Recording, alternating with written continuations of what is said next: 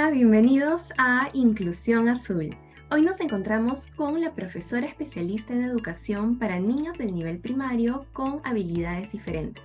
Su nombre es Heidi Delgado. Ella también es especialista en autismo y Asperger. Profesora Delgado, ¿cómo está? Buenos días, muchas gracias por la invitación. Me encuentro bastante motivada para hablar de este tema tan bonito que es el autismo. Gracias a usted, profesora. Y bueno, primero queremos consultarle si es que nos puede brindar algún concepto breve de lo que es el TEA. Por supuesto, es importante siempre partir del concepto del trastorno del espectro autista, ¿no? Muchas personas tienen mucha confusión aún. Según el DSM-5, que es el manual, el último manual que ha salido acerca de lo que es la clasificación de algunas patologías, en este caso del autismo, lo define desde dos áreas importantes, ¿no? Que es la comunicación social y las conductas e intereses restringidos. ¿Qué quiere decir esto? Que la persona con el trastorno del espectro autista, que es una alteración del neurodesarrollo, que implica estas dos áreas principales, ¿no? La comunicación social y las conductas e intereses restringidos. ¿Qué quiere decir esto? Que la parte de la comunicación social, donde yo me puedo comunicar contigo, hablar, de repente comprender lo que tú me dices, está alterada. Y las conductas e intereses restringidos quiere decir que a veces tienen ciertas rutinas o tienen ciertos intereses específicos que hacen que no puedan salir de esta rutina, ¿no? Por ejemplo, a mí me interesan mucho los celulares y yo sé absolutamente todo de los celulares, pero si tú me hablas del fútbol no me interesa, solamente me interesa ese tema, ¿no? Son bastante restringidos, bastante cerrados en sus temas de interés, pero en algunos casos, dependiendo del grado, bastante inteligentes, o dependiendo de también si es que existe alguna asociación a la patología, ¿no? Pueden ser asociados con discapacidad intelectual, en otros casos puede no estar afectada este trastorno y solamente viene puro, ¿no? El trastorno del espectro autista. Correcto. Y bueno, profesora, en base a su experiencia como profesional experta en el TEA, ¿usted considera que la segmentación de los grados 1, 2 y 3 está bien realizada? Por supuesto, considero que es importante porque antes tenían otra clasificación que involucraba el trastorno generalizado del desarrollo, que implicaba otras patologías y que no era tan cerrado como ahora, ¿no? Que está mucho más específico. Entonces ahora tiene 3 niveles, el nivel 1, el nivel 2 y el nivel 3. Entonces en el nivel 1 es aquel que necesita ayuda, en el nivel 2 es aquel que necesita más ayuda y en el nivel 3 aquel que necesita mucha mayor ayuda, ¿no? Entonces en el nivel 2, en el nivel 1, por ejemplo, son aquellos personas con el trastorno del espectro autista que tienen la comunicación social alterada, pero esto no quiere decir que no hablen, ¿no? Que no de repente, que no comuniquen sus intereses. Pueden ser personas muy fluidas, inclusive con vocabulario bastante rebuscado, se podría decir, ¿no? Personas que te pueden hablar en un lenguaje muy bueno. Sin embargo, por ejemplo, la parte social está afectada, porque yo le cuento algo de un doble sentido y no te comprenden, o le cuento un chiste y tampoco te entienden. Entonces, esta parte de la comunicación social está afectada. En la parte de conductas e intereses restringidos también, ¿no? Por ejemplo, son personas de repente que tienen un entorno mucho más común, pasan un poco desapercibidas, se podría decir, ¿no? Y por ejemplo, ¿no? Como darles un ejemplo en la parte de intereses restringidos, puede ser que les guste comer su almuerzo con el tenedor siempre con el arroz a la derecha, ¿no? Y de esa forma tiene que hacerse, porque es algo que ya tienen como rutina o siempre tiene que ir por esta ruta. Entonces son bastante rutinarios, que tienen su secuencia para, por ejemplo, ir al baño. Todos los días tienen que ir a las 7 de la mañana al baño, luego tienen que hacer tal cosa. Entonces son bien organizados, ya demasiado estructurados. Este es un nivel 1 que necesita ayuda, ¿no?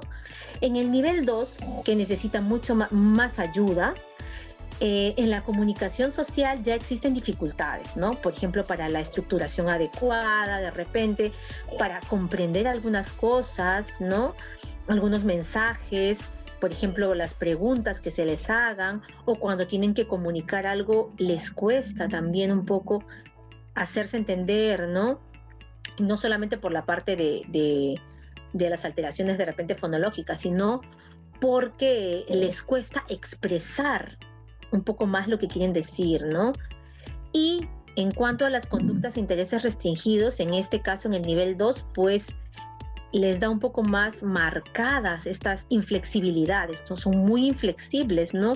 Hay un video donde, por ejemplo, se veía a un niño que no hablaba, era no verbal, pero que, por ejemplo, estaba cruzando la calle y el zapato le fastidiaba un poco, ¿no? Le fastidiaba, le fastidiaba hasta que ¡pum! Se tiró a la pista, ¿no? ¡Ah! Hacer todo un drama y no sabía y no podía hacerse entender que tenía una dificultad en el zapato, pero eran los gritos, entonces no había una forma cómo comunicar, cómo poder hacerse entender de que realmente tenía una dificultad que dolía, ¿no? Entonces, este caso, por ejemplo, el nivel 2 necesita ayuda, y en el nivel 3 ya necesita mucha ayuda. En este caso son, de repente, a nivel de comunicación social, son personas que a veces no se comunican, que paran mucho más idos, ¿no? Que pueden estar mucho más solitarios, más con movimientos estereotipados, ¿no? Inclusive en la parte de conductas e intereses restringidos pueden ser personas que a veces se autoagreden, ¿no? ¿Por qué? Porque no se hacen entender. Entonces, ¿qué quieres? ¿Quieres el pan? No. ¿Quieres el agua? No. Y empiezan a golpearse, ¿no? Y entonces, pueden hasta llegar a agredir a la persona con la que están, su cuidador, ¿no? Entonces, en este caso, por ejemplo, ese es el nivel 3, ¿no? Juegan solitarios, pueden hacer filas y filas y filas de cosas, ¿no? Pueden, de repente, estar todo el tiempo con su juguetito, con el hilito, girando, y se la pueden pasar todo el día en eso y solos, ¿no? Correcto. Entonces nos vamos quedando con esa idea de las características de cada uno de los 3 grados, ¿no? Así es. Profesora, bueno, dentro del equipo de Inclusión Azul también surgió la duda de qué ha representado la pandemia, en este caso, para las personas con TEA. ¿Los ha afectado de alguna manera? De todas maneras, ¿no? Porque hay como les expliqué anteriormente, hay rutinas que ya tienen las personas con trastorno del espectro autista. Por ejemplo, ¿no? Yo tenía un pacientito que él, por ejemplo, no se iba todos los fines de semana a un club o se iba a la playa a surfear. Pero a raíz de la pandemia ya no puede salir, ya no puede ir al club, ya no puede hacer nada de eso. ¿Y en qué afectó? En que ya ahora retrocedía todas estas conductas sociales que había mejorado, que estábamos trabajando con él, y ahora tenía que quedarse encerrado en la casa. ¿Y qué pasaba? Simplemente ahora se dedicaba a estar en el iPad todo el tiempo, a jugar y estar más solo, ¿no?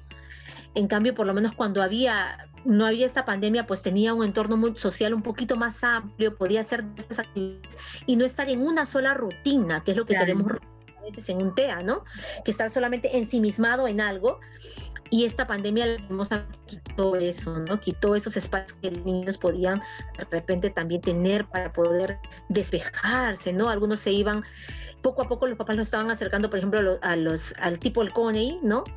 Donde podían tolerar sonidos también un poco más altos, porque también son sensoriales, ¿no? Un sonido alto, ellos se tapan las orejas como si fuera algo muy, muy fuerte para ellos. Entonces, así era en este caso, pues, ¿no? Y bueno, ese es un casito también, ¿no? Definitivamente la pandemia ha afectado la vida de los papás y de los estudiantes y de los niños, ¿no? ¿Por qué? Porque los padres han tenido que acostumbrarse, en el caso, por ejemplo, de los CEBES, ¿no? Que son los colegios de educación especial. Muchas veces los papás pues dejaban a los niños de 8 a 1 en los CEBES y bueno, ya se iban a trabajar tranquilos y ya regresaban a su casa y se iban a su terapia, prácticamente no conocían bien a sus hijos. Y esta pandemia los ha hecho que estén todo el día con sus hijos y realmente allí se dan cuenta de todas las dificultades que sus hijos tienen, ¿no? De acuerdo, entonces comprendemos que definitivamente ha representado un gran cambio, digamos un antes y después. bastante, sí. Sí. Y bueno, profesora, para finalizar, me gustaría también consultarle sobre cuáles, digamos, podrían ser las maneras adecuadas para comunicarnos con una persona con TEA. Eso depende de las características de cada uno. Este es el trastorno del espectro autista, por lo tanto, este espectro varía de persona en persona. Hay personas que de repente son no verbales, pero sí te comprenden y pueden tener una forma de comunicación a través de sistemas alternativos o aumentativos de comunicación como los pictogramas. Entonces se pueden comunicar a través de pictogramas, ¿no? Y decirte quiero pan, pero te forman la oración con imágenes, ¿no? Y se hacen entender. Entonces ayudarían bastante de imágenes, videos, figuras que ya previamente han relacionado. Dependiendo de las características de cada uno. Hay otros que son verbales, que te pueden comunicar con dificultades de estructuración. Por ejemplo, yo quiero pan, quiero pan, y ya no te dicen el yo, por ejemplo, ¿no? Entonces, hay diferentes variedades dependiendo de las características de cada uno. Pueden ser verbales, pueden ser no verbales y con ayuda de sistemas alternativos o aumentativos de comunicación, ¿no? Entonces, estas son formas de comunicarnos con ellos, ¿no? Y poco a poco se les está acostumbrando a los niños desde pequeñitos a tener un sistema de comunicación, ya sea a través de, por ejemplo, PECS, que es una forma de comunicación, otra forma puede ser de otro método que es el ABA, ¿no? Y así vamos trabajando de acuerdo a las características de cada uno de los niños, porque cada uno es diferente, eso que quede claro, porque muchas veces los papás o las personas tienen la idea de que un trastorno del espectro autista es simplemente alguien que está así, todo el día golpeándose la cabeza o todo el día en otra cosa, ¿no? O todo el día jugando con unas cositas o haciendo este tipo de cosas, y no es así. Claro, bueno. Perfecto, profesora. Y nada, queremos agradecerle enormemente en nombre del equipo de Inclusión Azul. Hoy nos estamos llevando mucha información valiosa. Espero que sirva por lo menos un poquito para poder incentivarles a ustedes las ganas de conocer más el trastorno del espectro autista y también de querer ayudar más a las personas que lo tienen y ser tolerantes.